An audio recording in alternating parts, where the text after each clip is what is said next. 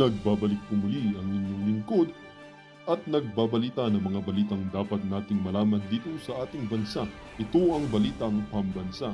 Atin ngang matutunghayan sa channel na ito kung ano ang nangyayari sa loob ng ating gobyerno at syempre tumutulong na rin sa ating mga mamamayan na malaman ang katotohanan dahil mayroon tayong karapatan na malaman ang tunay na nangyayari sa ating bansa. Ngunit bago natin panoorin ang balita, huwag niyo pong kakalimutan na mag-subscribe sa ating channel at pindutin ang notification bell para lagi kang maging updated sa ating mga bagong videos na ina-upload araw-araw.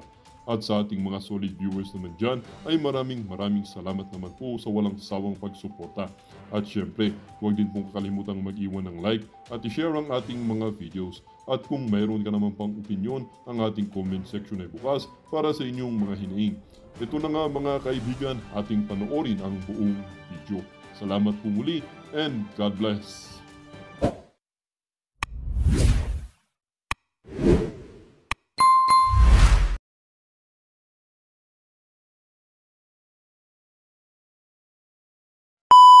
Pilipino ay magsabay-sabay, isang sigaw.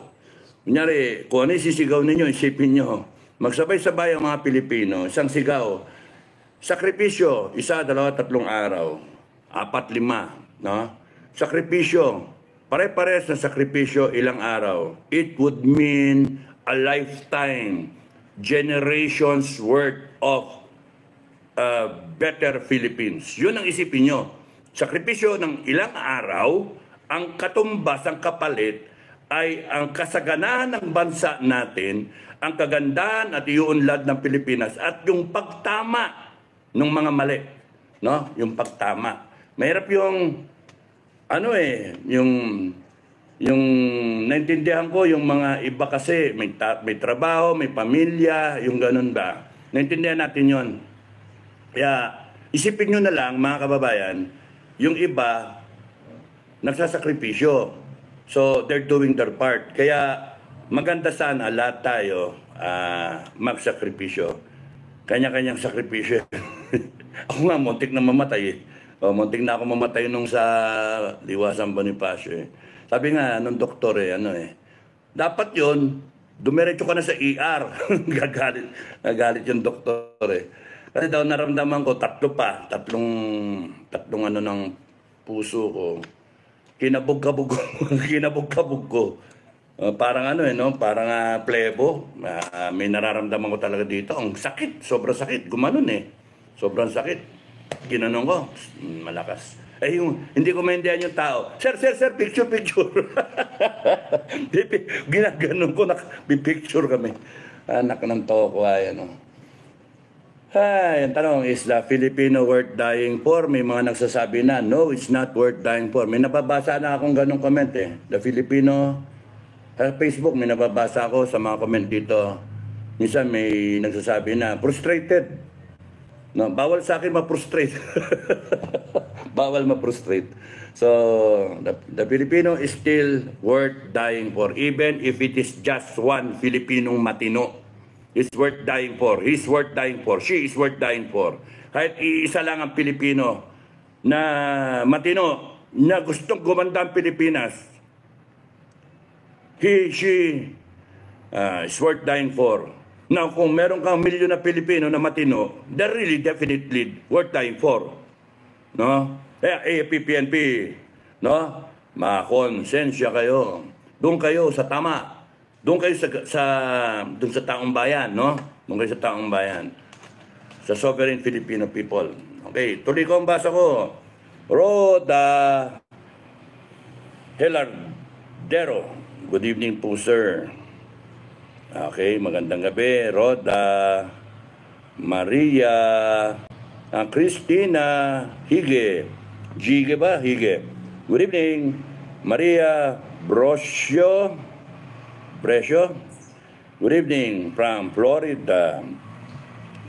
Maribet Salazar, hello po sir. Dado watching here in Kuwait. Mahar Tambal Les. Ano yan? Mahar Tambal Les. Okay. Sir, bira-bira lang.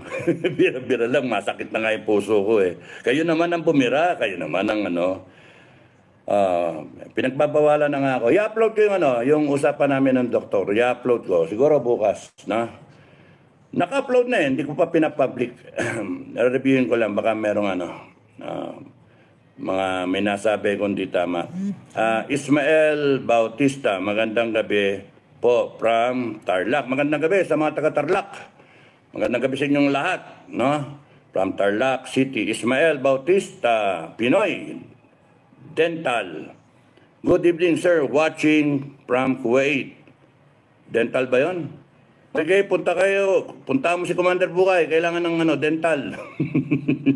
Joke. Christian Cristobal, kamusta na? Chris, good PM, sir. Hitchhiker, good evening from Taiwan. Ano ito? Melissa, madilim. Melissa Calagua. Hello, Supremo. Kamusta na? Teresita Sumod-Lion. Magandang gabi, Kaptado Eileen Prenila. Good day, sir, watching from Saudi Arabia. Kamusta sa mga taga Saudi Arabia?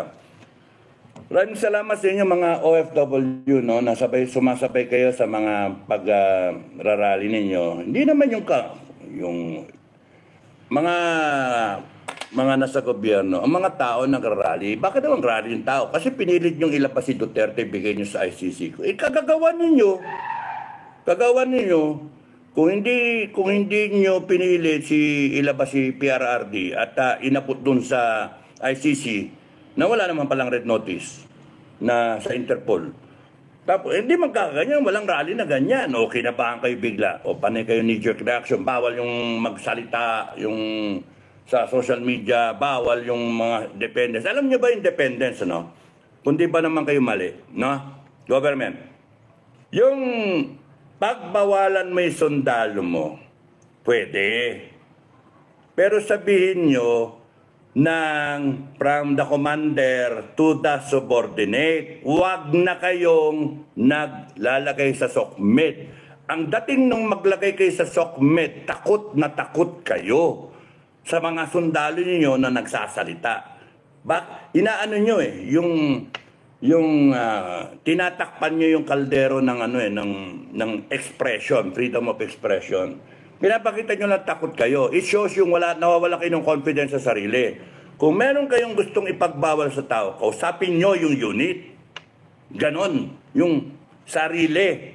Commander to subordinate. That's how it's done. Sorry but that is how it should be done. Yung commander, sasabihin, wala muna wag tayo sumali dyan. Pero ilalagay ninyo sa SOCMED, kung ano yung statement. Ano ba yun? Sino pinaparinigan nyo? Tao. Ngayon, naglabas pa kayo, dependents. Totoo ba yun o hindi? Kung totoo yun, bad yun. Kung hindi totoo yun, yung statement ninyo, nilabas nyo, sinabi nyo na hindi totoo yun. Ngayon, palagay natin totoo. Kung totoo yun, huwag nyo nang uulitin, ha? Huwag nyo nang ulitin, AP, PNP. Huwag nyo nang ulitin. Bakit? Isa yung tao. Yun yung sundalo o yung pulis. Yun yung pagbawalan nyo. Pero yung pagbabawal, may hangganan yon. Hindi pwedeng laging yung babawalan yung tao kasi tao yan. May nag-iisip yan, mga tropa. Pinapakita nyo takot na takot kayo. Pati pa naman yung paniniwala ng tao, gusto nyo kontrolin? Ano yan, robot? Ha? Hindi ganon. Yung tropa, mas maganda, kung ako yung commander, sasabihin ko, pahala kayo, maniwala kayo dyan, mag-comment kayo kung gusto nyo. Basta alam niyo ang mission natin. Alam niyo yung command, alam niyo na tayo naninilbihan sa taong bayan. That's how I'm going to do it as a commander. Maniwala kayong gusto nyo, bahala kayo. Pero naka-uniforme tayo. If you should comment na huwag kayo mag-uniforme pagka sa mga mga live o kaya sa mga videos, huwag kayo mag-comment na kayo-uniforme because you are representing the institution. You are representing the unit. Gusto nyo malasin ako. Ako yung commander. Mamalasin ako. Ano, gusto nyo, mag-comment kayo na mag-comment. O bukas, relieve na ako. Kasi hindi ko hindi ko kayo kayang disiplinahin. O yung mga tao, magkakaroon na nyo, si sir, ingatan natin si sir. Wawa naman si sir pagka matatanggal. That's how it should be done. Let the people, your men, decipher, discern what is right or wrong. Pero pagka pinagbawalan yan, nagngingit-ngit. Kung kailan nyo kailangan na kumilos yan, kung kailan nyo kailangan dumepensa yan, wala na yung tao mo. Nandun na sa kabilang bakod. Kayong mga hirap. Anong klaseng, nakakainis na. Hindi ganun, nawawala disiplina. Mga commanders, huwag nyo kukontrolin yung tao. Because pinapakita ninyo yung biases ninyo. Sasabihin ninyo, we are apolitical. We will defend the Constitution. We will follow the chain of command. We will uphold the Constitution. Lintik na yan yung Constitution, binabiolate na, kaliwa kanan. Binabiolate na, tapos sasabihin mo, we are upholding the Constitution. Tapos yung tinatransmit nyo sa tao down the line, biglang yung nakikita nila, ninanakawan yung taong bayan. Kaliwa kanan, binabiolate yung batas, binabiolate yung rights ni Duterte. Kalimutan niyo yung pangalan. It could be somebody else. It could be anyone. A barangay captain. It could be a tanod. Ang mahalaga doon yung karapatan ng isang Pilipino pareha sa karapatan ng isang presidente. Anak ng toko ata yung Pilipinas. Anong ginagawa natin? Buhaw-buhaw. Baboy. Binaboy. Yung previous vlog, panoorin nyo. So, may natutulog. So, wag na wag ganon. Pinagbawalan niyo yung sundalo. Sabi yung lalagyan niyo pagbawalan yung pamilya. Ay, nag-message sa akin Yung iba na, totoo ba yan? Bakit ganon? Tapos meron pa silang manifesto to mga dependents. May manifesto. Tignan niyo kundi yung kapalpakan. Yung isang sundalo, nahirapan kayo. Now, banatan nyo ng bawal tong pamilya na tao na bossing nyo yan, taong bayan Yung mga dependents, huwag nyo sabihin na asawa niya sundalo. Yung sweldo ninyo, galing dyan sa mga lahat ng asawa, lahat. Pati yung mistress, nagbabayad ng tax, Ang punto, sila ang pagbabawalan ninyo, hindi tama yun. Now you have the wife, yung anak, kung dalawa anak, yung tatay, yung nanay, yung kapatid, lahat na nakatira sa ilalim ng bahay nitong sundalo na to, lahat sila galit at sinasabi doon sa asawa nila, putang inang gobyerno yan, PI, tingin inumin. PI na gobyerno yan, PI ng BBM yan, PI na kayong mga Fuatcom kayo, PI kayong lahat, PI na yung apat, pini-PI na, pati yung mista ko, PI, sabi nga nun. All right, sir? All right, sir. So, kayong gumawa ng problema, hindi kami. Kayong gumagawa ng problema.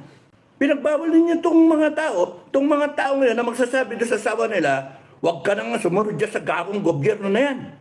You see, you created the problem because you are not analyzing. You are doing things na hindi nyo pinag-isipan, panic time kayo, and then boom, daming tao, daming nagrally. All over the country, all over the world, daming Pilipino nagrarally. Naku, delikado na tayo. Bossing, delikado na tayo. Baka matanggal na tayo. Baka malapit na. Now the end is near. Malapit na. Naku. Armed Forces and PNP, how sure are you that the soldiers will follow you? How sure are you the policemen will follow you? Sige, anin nyo pa? Pigain nyo pa? Kalabas-labas niyan, the armed forces and the PNP will be an empty bag. Alam niyo empty bag? Hangin lang. Kasi nawala na yung laman. Pumunta na doon sa taong bayan. Anong tingin niyo sa sundalo? Tanga? Anong tingin niyo sa mga opisyal? Tanga? Hindi nag-iisip? Right now, yung mga sundalo at saka yung mga polis, alam nila. Hindi nyo nakikita yung mga signs. May mga signs sa chat group nila. Patignan nyo. Intel, tignan nyo yung mga chat group. Bakit ako nagtuturo? That's how it should be done. The Intel will feel what is brewing sa ilalim and they should inform the commander, sir. Sir, delikado na sir, explosive to. Mawawala yung armed forces tsaka yung PNP. Naghihintay lang yan, may tatayo. May naghihintay lang. Eh, sino pang general dyan ang tatayo? Parang bayad naman lahat, ha? sabi ng mga taong bayan, puta yan, mga bayad naman yung mga general na yan. Kaya marunong tong administration. Uy, clap, marunong. Binabayaran yung mga dapat tumayo, yung mga, lahat sila bayad. And yung mga kernel, ano? Ay, sir, naghihintay ng posisyon. Wala na. Yung mga lieutenant colonel, naghihintay din ng posisyon. Yung magbabatalyong commander o BATCOM ngayon, ayaw makialam. So down the line, you will scrape the bottom of the armed forces and the PNP and you will end up wala kayong tao. It's a one scenario. You will have no people because these people know what is happening. These people understand the gripes, yung galit ng taong bayan. These people understand yung ginagawa ninyo na mali.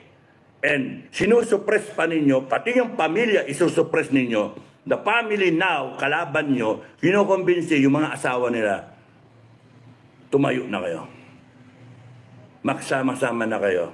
Sumama kayo sa taong bayan. You should understand the dynamics, yung leadership principles. You should understand, hindi yung pag-golf kung anong kung ano yung mo, handicap mo. Uy, Berdi, uy, eagle. Linchak na yan. Yung mga generals, dapat maramdaman ninyo at nakikita ninyo yung mga indicators. Yung mga pulis na yumuko, hiyang-hiya sila.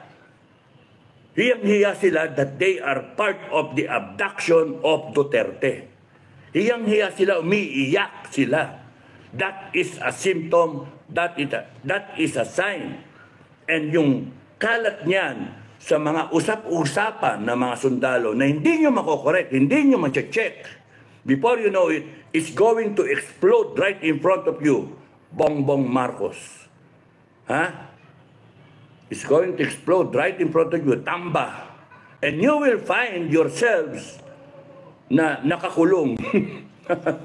Nakakulong. Ay, nako. Pag-ikot ng kulong, nakakulong kayo lahat. Bibitayin kayo ng taong bayan. Because the sovereign Filipino people will rise up.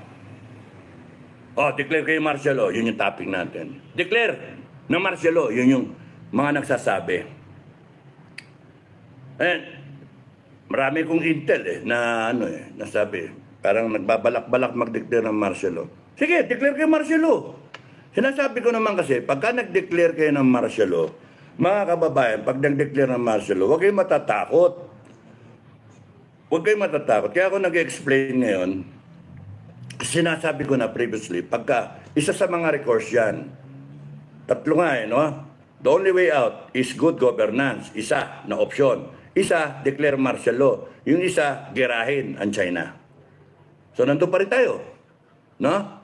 Declare ng martial law. Sinabi ko, pagka nag-declare ng martial law, I will stand up and undeclare the martial law. Ulitin ko, if Bongbong Marcos declares martial law, I will stand up, I will rise up and say, kahit sa vlog, kahit nasa hospital ako, no? Nurse, pwede ba tayo ako? Bisa ko. Nag-declare ng martial law eh. I will undeclare martial law. But I will declare the people's martial law. Tandaan nyo mga kababayan, yung power ng presidente mag-declare ng martial law, yung power ng Congress para i-affirm yung martial law declaration, yung power ng presidente na gamitin yung armed forces at saka yung PNP para implement ang martial law at paghuhulihin kayong lahat. Kayong mga destabilizer, kayong mga leader, kayong lahat. Hulihin kayong lahat. Came from the power of the people. Wala, may power ba si Marcos noon mag-declare na martial law? Wala! Talunan na Vice President, Si Billian, tumakbo ng presidente. Please, boto niyo ako. Unity Team! BP Sara! Bongbong Marcos, Unity Team! Oh, pagkatapos nun, nung naboto na, bye-bye. Bye-bye. Yung nagpalibing ng tatay niya, bye-bye. Pinadala sa ICC. Yung power ni Bongbong Marcos na ginagamit ngayon at lahat ng inappoint niya na mga cabinet secretaries, including Anyo, including Gibo, including came from the president in a point. But the power as a package came from the Filipino people. He is a nobody. Binoto siya ng 31 million na tao, including me, nabudol. But let me tell you, Filipino people, the power of the president came from the Filipino people. Kaya wag kayong natatakot, wag kayong magpapasupil, wag kayong maniniwala. Mag-declare ng martial law, we stand up, we undeclare the martial law, and we will declare our own martial law. Kala ninyo, pinatapo lang kayo sa kalabaw? Ang asta ninyo, kala nyo walang hanggang kayo may kapangyarihan. Kayo na ngayon ang gagago, kayo na ngayon ang butol, kayo na yung nangako na hindi nyo tinutupad, kayo yung nagnanakaw. Kayo yung nagbabiolate ng konstitusyon. Tapos may gana kayo mag-declare ng martial law. Huwag nyo kaming subukan. Huwag nyo subukan ang mga Pilipino. We will rise up. There are millions of us. 90% of us. 108 million Filipinos. Kahit natulog sa pansitan yung kalahati niyan, meron pa rin 54 million Filipinos. Tulog pa rin sa kubeta na sa CR, nagbabawas, meron pa rin 25 plus 2, 27 million Filipinos. Huwag nyo kaming subukan. This government, the only way out is good governance. Mag-sorry kayo, tinuan ninyo, ayusin ninyo yung korupsyon, ayusin nyo na yung droga. Pero kung kayo masisiba, kayong mga nasa AAP at PNP, nagtutulog-tulugan at apolitical,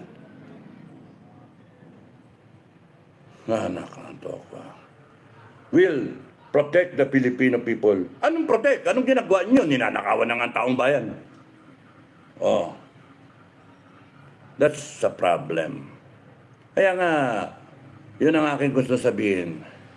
Huwag kayong natatakot because noong pa, yung martial law na yan, natakot ang taong bayan. 1970s, wala pang SOCMED noon. No? Bata pa ako noon, hindi pa ako makapag-SOCMED. Hindi pa ako noon, mga 1973, I was in high school. I was only about 12 years old. No? Nang boboso pa ako ng teacher. Joke. Bata pa ako noon. But now that I'm a senior, I am just sharing yung nararamdaman ko to everyone. We have only one country. And it's about time that we all stand up and proclaim what we want. Adopt a vision na pupuntahan ng isang bansa natin na gaganda yung bansa natin tulad ng mga kapitbahay natin. Hindi yung lugmok na lugmok tayo sa putikan, sa kumunoy, at yung mamanahin ng mga isisilang pa na salinlahi ng mga Pilipino, kawawa. Baon sa utang, bangkarote, komunista, drug addict, nakaw dito, nakaw doon, pera-pera. Lumubog din na nawasak yung kultura nating maganda. And if you will not proclaim and adopt a vision of change, a vision, a direction na gaganda ang bansa natin, no amount, magpalit man tayo magpalit Walang mangyayari. In-explain ko na yan sa mga nakaraan ng vlog. We have to accept the reality that is happening. We have to do the solutions. We have to make sure that this does not happen again, ever, ever, ever again. Corruption, droga, komunista, pang-aabuso sa gobyerno. Yun ang mga issue. Hindi yung politika na labanan na yan. Wala yan. Mababaw. Mababaw yan. Ang labanan ay yung bulok na sistema. Yung baboy. Binaboy tayo. Binaboy ang Pilipinas ng mga politiko ng upo. Kaya kayong mga tumatakbo, huwag nyo nang dagdagan ang pagkakababoy ng Pilipinas. Tinangan ninyo ang Pilipino eh. And we should all band together towards a better Philippines. AFP-PNP included. That's the only way. Kung ayaw nung iba, iwanan natin. Kung ayaw nila na mapaganda ang Pilipinas, iwanan natin. Mamili kayo. So anong pwede natin puntahan? Pwede magkaroon ng revolusyon. Analysis ko, sa nakikita ko, pikang-pika na Pilipino eh. Masyadong garapalan ang ginagawa nyo, pagnanakaw, paglabag sa batas, pag-abuso sa inyong power. Congress, grabe kayo. Congress. Kayo, Tuadcom, grabe kayo. Ang asta ninyo, akala ninyo, forever kayong nandyan. Baka bit-bitin kayo ng tao dyan. Baka yung tao hindi makatiis. Hindi na talaga makakatiis sa mga pinagagawa ninyong kayabangan ninyo. The power came from the Filipino people. Tandaan niyo yun. President Bongbong Marcos, the power that you are enjoying now, the resources of government that you are enjoying now, that you are using, the money that you are spending, came from the Filipino people. And therefore, hindi ka dapat umabuso ng ganyan. Dapat pakinggan mo yung taong bayan, yung hinaing. Presidente ka ng Pilipinas. Do you want this to stop? You order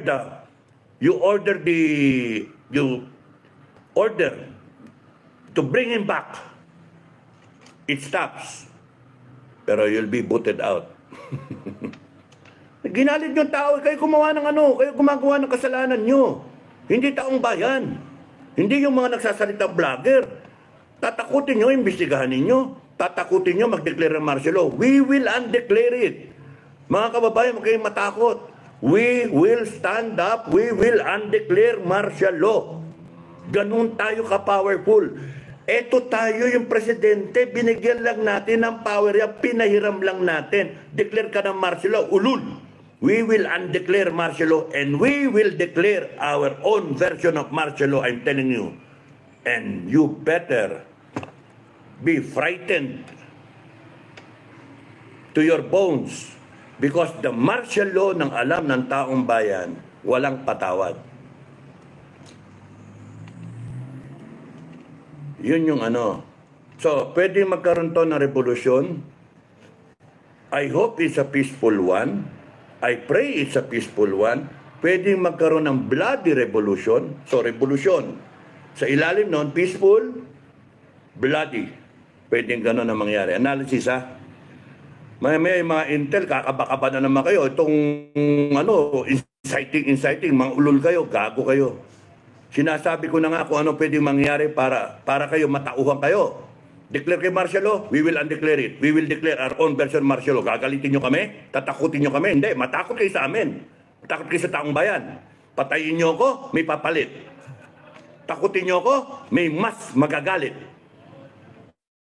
Nowhere, no way out except good governance. Except humbling yourself. Mga hambog, mga abuso. Kayong mga Pilipino na nagpapabayad, kayong mga Pilipino walang pakialam sa bansa na ito, tsupi, umalis kayo. Lagay namin kayo sa isang isla. Doon kayo lahat, isang isla. Sama-sama kayo. Republic of Bangak. Kala ninyong tatapang ninyo. Mga kababayan, huwag kayo natatakot. Ang martial law. Paso na yan. Pasay. the power of martial law rests in the people. Pinahiram lang natin sa presidente ng Pilipinas. Tapos gagamitin laban sa taong bayan? No. We will undeclare it. And we will make sure that we declare our own martial law, our own version of martial law, and we will terminate everyone. We will fire everyone. And we will make sure that there is penalty and make sure na lahat ng pera ng ninakaw ng mga yan, makukuha natin. Walang patawad. Lahat yan kukuhanin natin. Imbestigahan lahat. Meron tayong People's Court. Tignan nyo we the sovereign Filipino people, imploring the aid of Almighty God in order to build a just and humane society and establish a government, blah, blah, blah, blah, blah. Do ordain and promulgate this constitution. Kabisaduhin nyo yung preamble. Ako di ko kabisado. Pero naintindihan ko sa puso. Yun yung power natin. And then lumitaw na yung constitution. Uy, nandun na yung branches of government. Nandoon. Judiciary, executive, legislative. And under the president, nandun na lahat ng mga kanyang amigo. Nandun na lahat. Tignan nyo yung branches of government. Saan galing yung power? Ano sabi sa Constitution? Ninyo, natin, all authority emanates from the people. Panik dito. Doon galing sa atin, taong bayan. We have the power of the judiciary, the power of the legislative, the power of the executive. Nandito. We are the people's court. We are the people's congress. We are the executive. We can do what we want if you are all united. Pero kung nag-iisa ka, ang dali mong pilin. But if you are together, mga kababayan, Luzon to Mindanao, you are together hanggang abroad, all Filipinos. If you are together, if you know what is the meaning of being sovereign, you can do what you want because all power emanates from the people. Pwede magkaroon ng revolusyon, peaceful at bloody. Huwag tayong bloody. Pero pagka yan, mga yan, dahil sa alam nila, bibitayin sila. Alam nila, kakaso sila. Lalaban yan. Kayong mga uto-uto na magpapagamit, tatanggap ng bayad. Uy, lalaban ako, pingin baril. Bayaran nyo. Bang, bang, bang, bang. Good luck sa inyo. Good luck sa inyo. Kayong mga matitino sa AFP tsaka sa PNP, malapit na nasa 11th hour na tayo. You better stand for the Filipino people. Because if you don't, the Filipino people has the power to disband all of you.